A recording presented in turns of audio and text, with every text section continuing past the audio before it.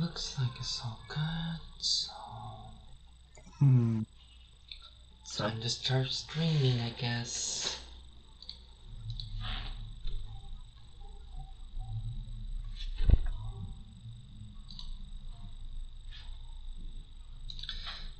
Alright, you're probably wondering, what is Clan Talks?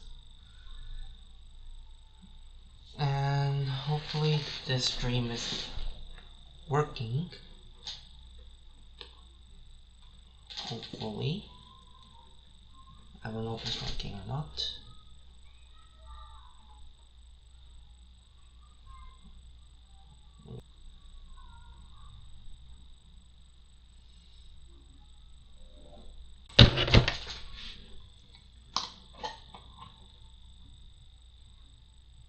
Okay.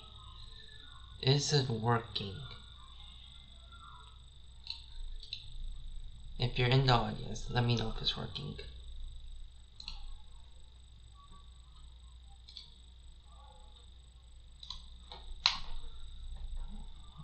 Because otherwise I'll have to change some settings.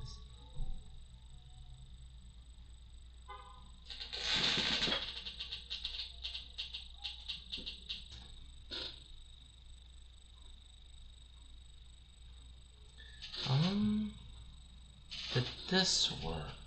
We have no idea.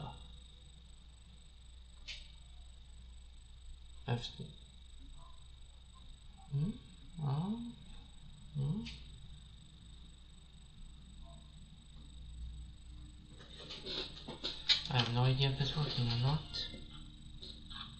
Let me just learn one more thing. Maybe that'll fix it. Put this. Maybe this will work. Okay, not much I can probably do about the buffering.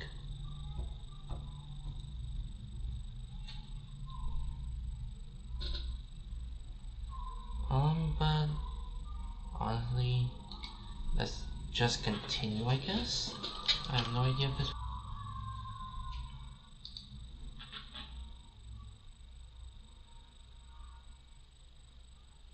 Let's just continue. I don't know if it's working. If not, we'll just... let me change the bitrate of the video, I guess. Maybe that's why.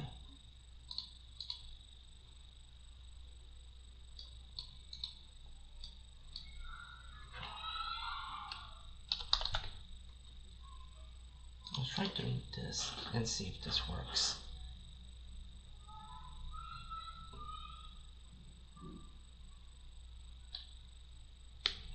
Okay, if audio works, then I'll just do audio. Alright, that's fine. We'll just not do that then. So essentially what we're going to be covering is the clan of Bermuda Triangle. So as people know, Bermuda Triangle is the clan that involves a lot of mermaids.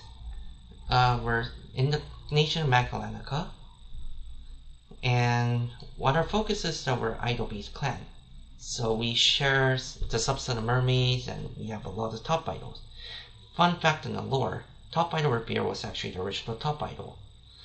And if I had to guess, I would have introduced them, but we don't have one sadly. So we're actually going to break down the two different formats of Bermuda and describe basically what to expect in like the concurrent formats that's popping up. So with the new strike, Heltroda, Premium has actually developed into having a lot more good decks.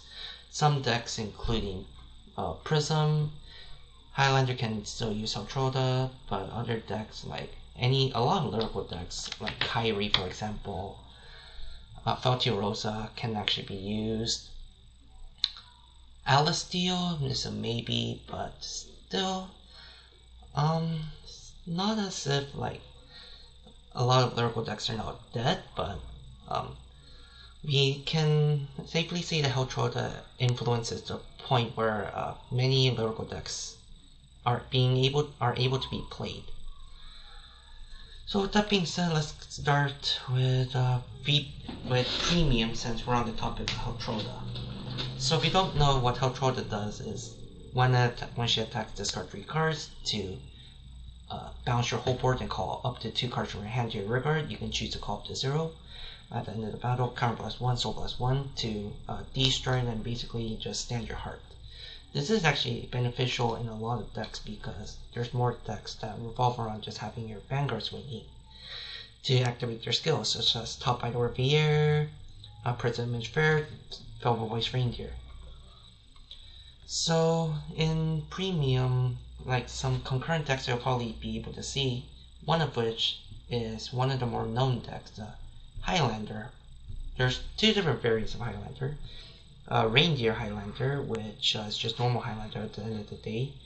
But then there's also something called Q-Tier Lander. What Q-Tier Lander basically is you use a card called, and if I remember the name, but I'll just say like the simplified version, Q-Tier, to just essentially search your whole deck. So, in a sense, you'll probably see more Q-Tier Lander in all honesty, because better than Highlander. And I wish I played more Q-Tier Lander to describe the deck, but another deck they'll probably see is Prism. And with Prism comes Prism. And with Vert comes Helltroda with a lot of multi-attacks. So what Prism Image Fair does is Soul Blast 1, but you're not going to be using it when you're on Helltroda, to bind a Prism from either rear guard or drop zone to get Drive +1. That doesn't matter in a premium build, unless you're going first. But otherwise, you're going to be mainly using the second skill when you get off of a Helltroda. So what the second skill is, counter +1 to bounce your whole front row back to your hand to call 2 from a bind zone with different names. So essentially what happens is when you bounce stuff, for example, you bounce Princess Slate. Princess Slate's effect allows you to essentially generate your resources back from what you did with Helltroda, because countercharges 1, soul charges 1. You're generating your resources back, so essentially making your Helltroda free. And then when you call 2, you get to filter through more of your decks, which allow you to get more triggers. This is actually pretty good because like seeing your triggers more often, Bermuda is like really good, especially seeing your over trigger. Which, if you don't know what the lyrical over trigger does, the additional effect allows your whole rear guards to get +10k during the whole turn. We have Coral, which is just essentially shove as many Coral units into your soul to just gain power. And that's literally all Coral does, if I remember correctly. And the Pacifica, well, Pacifica's Pacifica, like you need multiple Pacificas, like Top Idol, Eternal Idol, Planet Idol to activate the skills. But when you act with Top Idol's Vanguard skill, you get to do a lot more stuff, but Pacifica's at the end of the day still like a decent deck, but it's not that great as well. But probably one of the more prominent decks to come out of Helltroda is Riviere. And what Riviere does is, Riviere is essentially a turbo deck in premium, where you're going to go from your grade 0 Riviere to your grade 2 Riviere in 1 turn. So the cards that usually enable it is Maturity Talent, Selena, and Immaculate Affair Freya. Freya's effect is just essentially discard a card to move in the soul to superiorize your Mermaid Idol. And Selena does the same effect, but you need a Mermaid Idol in the Vanguard circle to enable it to go into grade 2.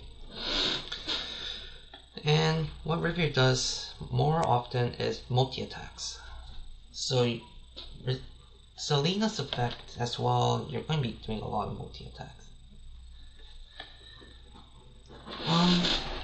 In the case of V Premium, we're essentially waiting for the ban list at this point, but with V Premium on the rise, Melody is still a very powerful deck, and what Melody does is it shares the keyword Melody. So what can be shared with the melody keyword is anything that has the skill with melody. So for example, Colorful Pastoral Sonata's effect for plus 5000 general on the board, that is a melody skill that can be passed around through different melody units.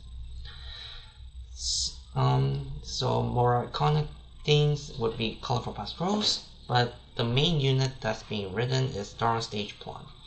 What Star on Stage Pawn is basically doing is basically just like a Nesca, but Yone is more useful. It's not really RNG based because you have to ride the Nesca, but you only get one of the gifts, one of the additional gifts. And the additional gifts you could potentially get are Axel and Protect.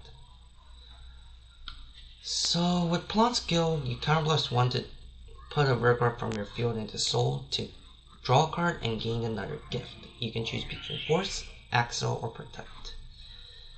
And then the secondary skill is you basically just gain all the abilities of melody of your cards with melody in the Soul. And that actually becomes very powerful later down in the line because of the amount of skills that you can gain. Essentially making the fact that you can just make big numbers and just start punching. With Highlander of course, like what Highlander mainly was like they took it from format and magic called Commander, which Commander used one of every card except for basic lands. Highlander essentially did the same thing, but in Vanguard, with the triggers being your basic lands in this case. So Highlander is basically just a deck that's focused on like one of copies to like go into, except for a unit called Velvet Voice Reindeer. You're going to be so essentially with Highlander it's a combo deck, and with your combos you have to actually think about what you want to do, like how you want to play your turns out, like what can impact the board more frequently, and a lot of other stuff. So with those being with iconic units for Highlander, there's Velvet Voice Reindeer, which after the battle attack discard 2 to look at reveal top 10. If all normal units are one-offs, then you get to ride a card from among them, and it loses 1 drive. So usually combos with that can go into like Aneska and Laura. So Aneska being the reveal top 10, if the normals are all different grades, you create one of each gift marker. Laura being you reveal top 10 if they're all different names. If the normals are all different names, then you get to call as many as you can, and the call units all get plus 10k. Probably the most like meta deck out of everything is Prism. And the reason why Prism people think is meta is because you can abuse Rosa. That's probably actually not the case. Sure, you can abuse Rosa, but if you cannot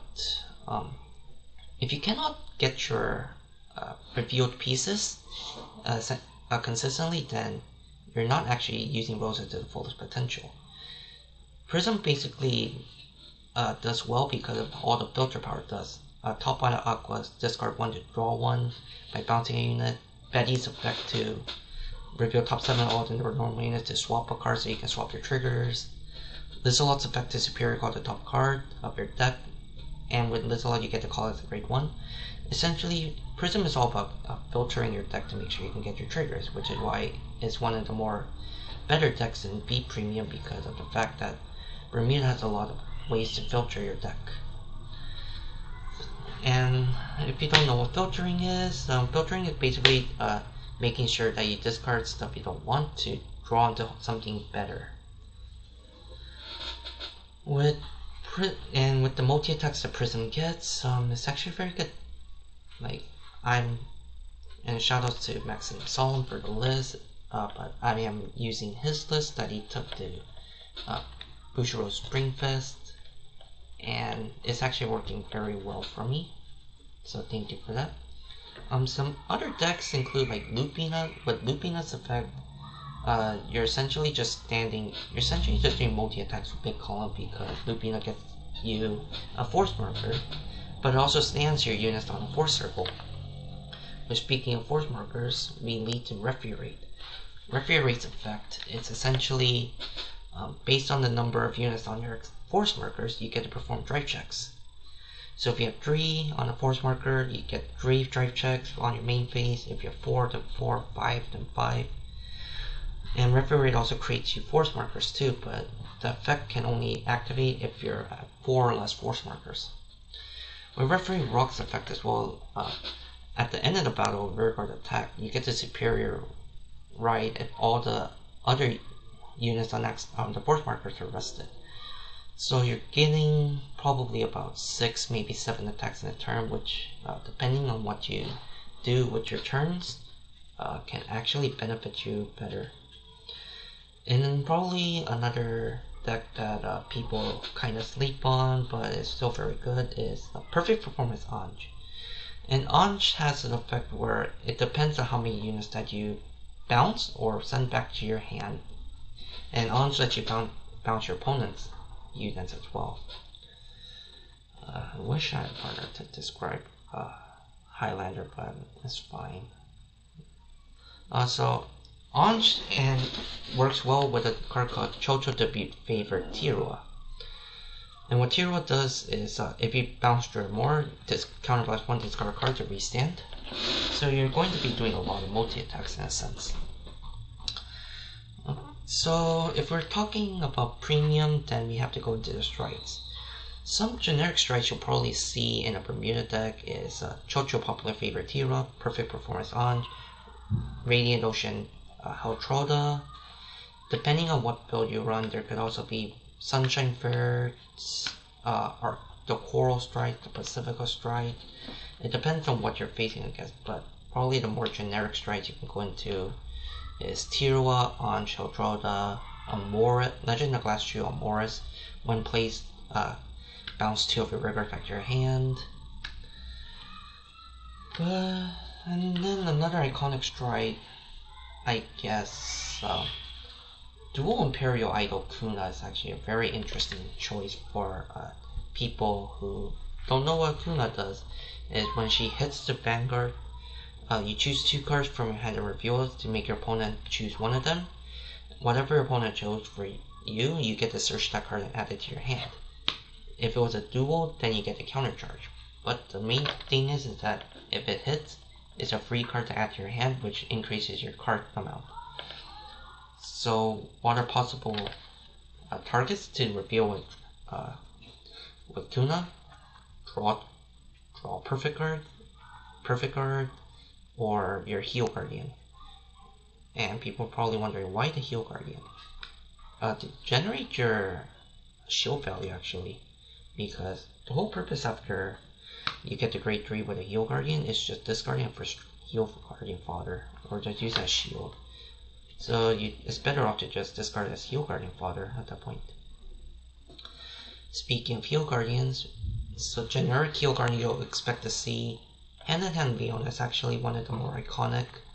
Bless Sparkle Sandy is really good because of the amount of shield that it generates.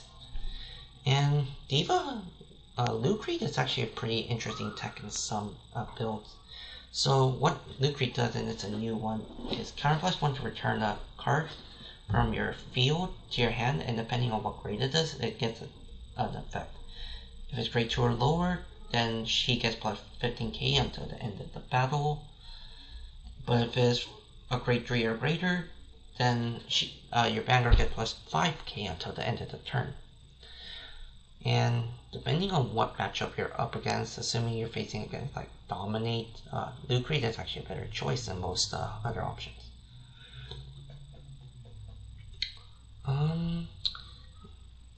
Going into if any of you have any questions in the chat, I know there's probably only like 2 of you. Feel free to ask questions, because I just probably thought of this in like 5 minutes. So if you have any questions or like anything you want me to cover about Bermuda, please let me know. Please let me know, because doing clan talks is actually pretty difficult, more difficult than I thought. I guess in a sense, we can talk about possible tech choices if you're running different Bermuda builds. So in Lyrical, we have some different good tech choices.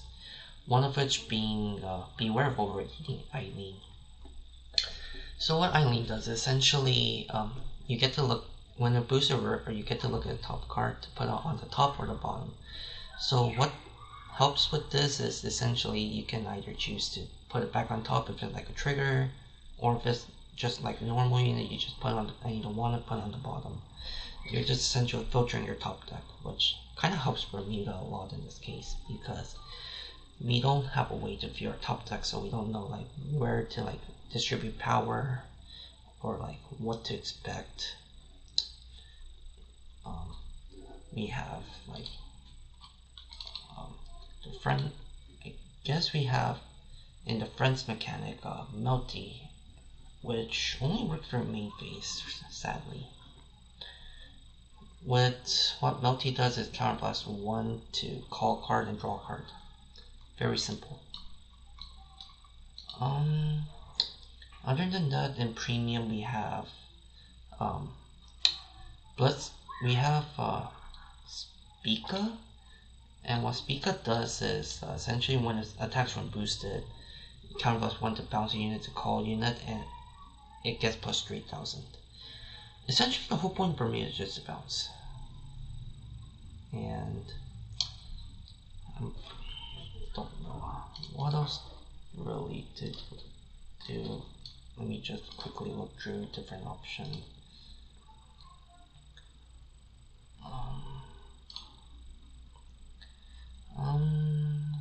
Oh yes. Unless chat has any questions, that's pretty much it really for Bermuda. Like there's really not that much to cover in a sense, but you just have to, if you're playing competitive in Bermuda, depends on the deck usually. If you're playing against Riviera, be prepared to get rushed to death. If you're playing against Highlander, you're going to essentially be you're essentially going to watch your opponent search out all the cards that they need from their decks. If you're playing against like Pacifica, be prepared for back row attacks. If you're playing against Coral, be prepared to like guard for high shield. If you're playing against Prism, for example, just don't give them counterblast until late. So Prism essentially works with counterblast. If you're playing against Red Fury, just do the same, just rush them to death. That's essentially it, just rush them to death. If you're playing against Plan, don't give them that much counterblast or just retire the rear guards. If you're playing against Highlander, just try to stay alive, I guess. Because you can't really do much because it's just a full combo based deck and you won't really know like how they're going to set up the combo because everything is one copy of. Playing against Lupina, try to take as little damage as possible, I guess, because you're going to actually need to take some damage if you're going to try to live. But in premium, just watch out for Heltroga. And speaking of strengths, we can cover the Zeros and Progenitor Dragon. So, Mechanica has the Progenitor Dragon known as Ballerina. And what Ballerina does is, when a Guardian is placed, discard grade 0 and grade 1 to destroy the Guardian. Note, this does not stop any auto ability from happening. Your opponent gets to resolve auto abilities. Why is that important, you ask? Essentially, when you're resolving the abilities, you can resolve even the perfect cards. So if you place down Sentinel, the Sentinel effect will stop off if it's a complete card. And with Megiddo, it's just call 5 cards from your hand or drop some and make them attack and get them plus 5k, and then they can just swap between every single column. Just try card. Or do battle tricks. Or just try to live. Megiddo's not that scary. Ballerina is actually the scariest. And on this note, this will probably be the end. For probably next time I'll have to create a better,